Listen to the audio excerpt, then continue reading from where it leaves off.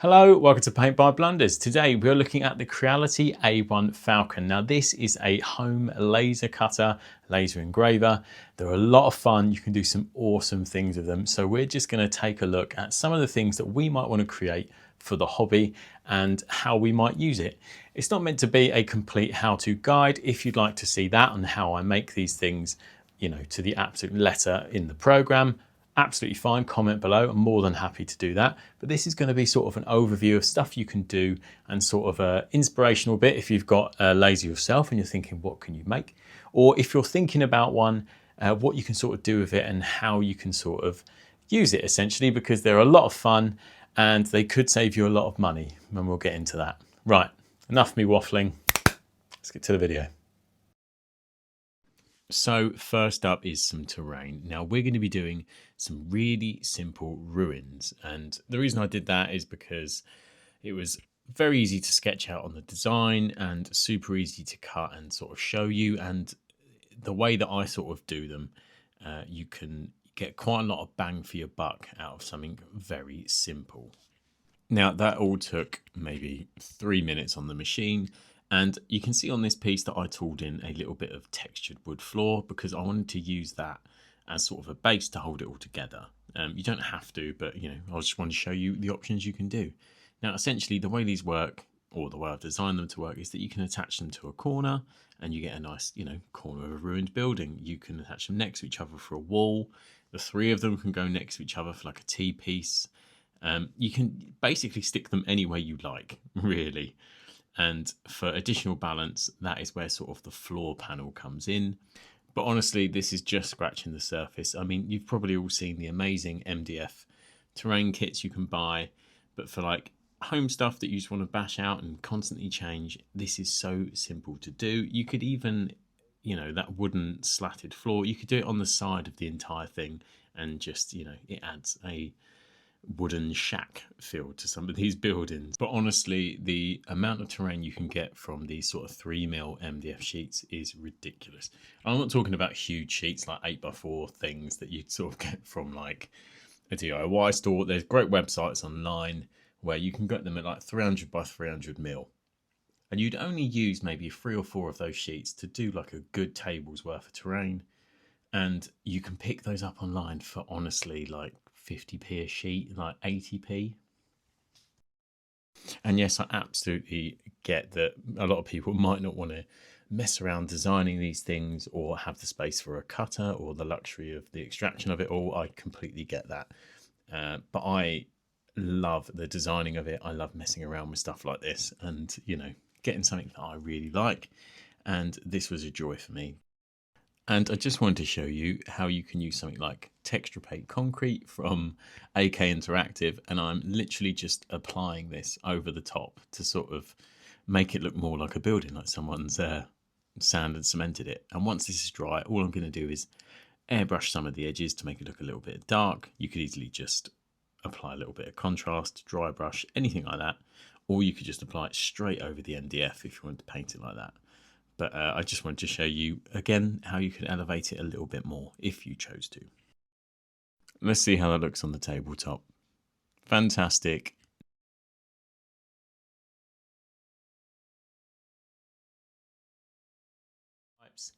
So the lasers we can sort of buy for at home come in 3 different types: a diode laser, an infrared laser, and a CO2 laser.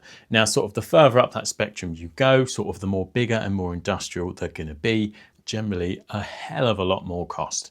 So diode tends to be the most user-friendly at home, that is the most common. Infrared is sort of really coming into the market now with interchangeable modules of a lot of these diodes. I don't think you can do it on the normal version, but on the Pro you can. If I just drop down this little flap here, this module, essentially this is the laser that moves around. You can unscrew that and attach a infrared one on the Pro version. But this is just a blue dot laser. This does more than what I need it to do, and it's perfect. 10 watts, plenty powerful. Again, the more you go up the power rating, sort of your 10s, 20, 40 watt, the cost goes up as well. Fire the laser! So if you're like me and have loads of different armies, and there is a lot of rules to remember for your armies, whether it's AOS or 40k, Tokens and little gaming aids and markers are so handy. And this machine is so good for making your own, designing your own, and, you know, theming them to your army and painting them how you choose. And as I say, when it saves you a bit of money, I used to buy sets online and they were about 40 quid for an entire sort of army set, maybe slightly more. I'm not saying they're bad. You can get some really cool acrylic ones, but for me, busting my own out of MDF and designing my own, I quite like. Now, I did do sort of this same set twice because I just wanted to show you how doing it on MDF looked and how doing it on a bit of plywood looked, because it does give you sort of different effects, some slightly more cleaner than others. And you do have to sort of learn some of the settings for the materials, but the program is very intuitive and it has lots of presets for those materials. And once I got these off the machine, I want to give them a little airbrush, but you can just paint these if you wanted, just to show you how you can make them look a bit individual and really jazz them up a bit. And, you know, if you're looking at starting an Etsy business or selling tokens, etc., or your own like Shopify, this machine will do those needs. Obviously, with the artwork and the stuff you engrave, you want a good, you know, individual, original piece of artwork. You don't want to be told off or sent any cease and desists.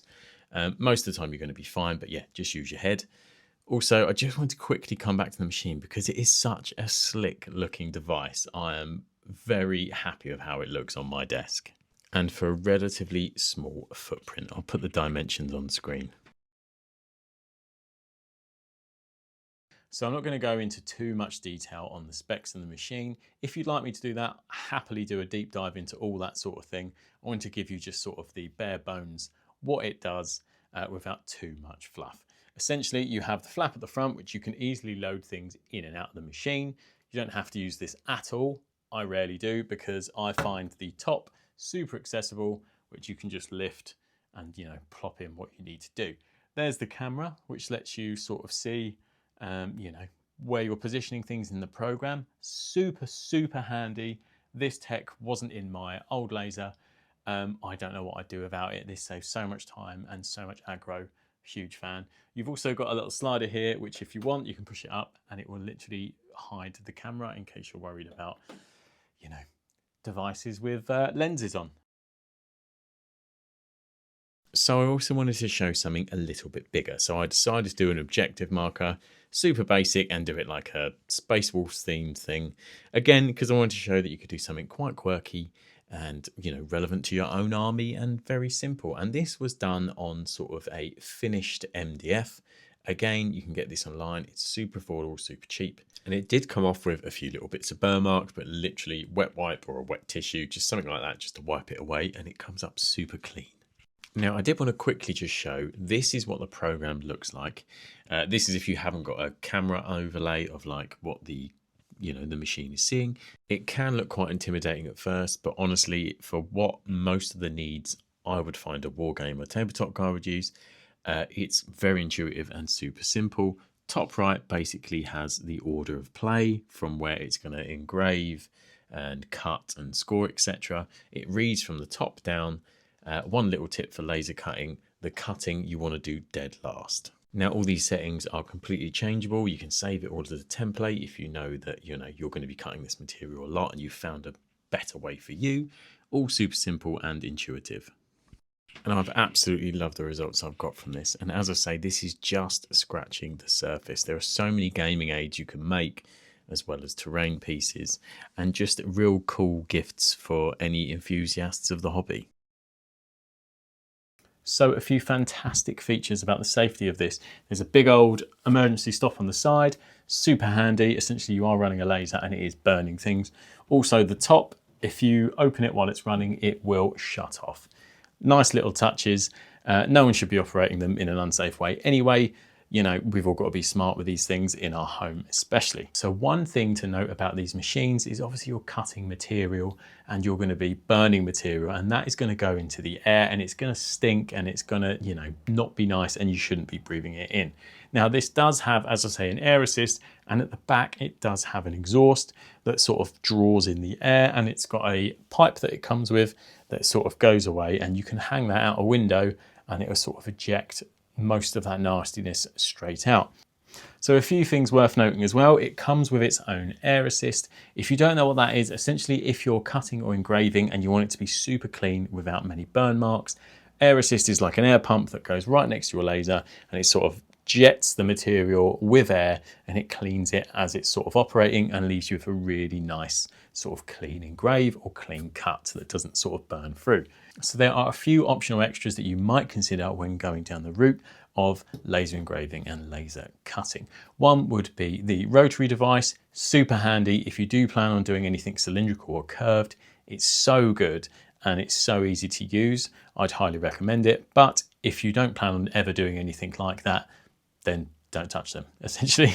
But the one thing I would recommend getting is a honeycomb plate. Now these essentially just sit in there and you put your material on top, and when you laser it, where it's honeycombed, the laser can pass through, and as it sort of passes through when it's cutting, it means it doesn't sort of blow on the back of the edge and you don't get like this burnt ugliness on the back of something. Very easy to put together. This essentially comes out of the box, you snip a few cable ties and you are good to go. Also, another pro is the program. You can use this with Lightburn if you're used to that. If you have no idea what I'm talking about, essentially Creality do their own suite program. It's very good, very intuitive, nice and clean. I like it. It does more than enough that I need, and it's super clean, super effective. I did have a few crashes. It is in the beta stage, I believe. Now the cost is, I think, about £600, but they constantly, there's always a Black Friday deal, a Halloween special, a Christmas deal, which is fantastic for us because it means we can sort of get a little bit of discount. And I think they can sort of be around the £450 mark when they're on sale. And for what you get, that is a hell of a lot of machine for not a lot of money. Yes, it is a lot of money. I'm not trying to trivialize that, but what you get is quite a lot for that. Thank you for checking out this video on the Creality A1 Falcon. I hope you found it interesting or informative about how we can sort of use these machines in sort of a tabletop hobby space. Now I do plan on doing a few more of these videos. I want to specialize one a bit more into the D&D sort of side of things, and I also want to do one showing some more complicated terrain and things you can make. But if there's anything you'd like to see me tackle with something like this, I'll happily try it and document it and see where we go from there. But thank you very much as always for checking out the video, and hopefully I'll see you on the next one.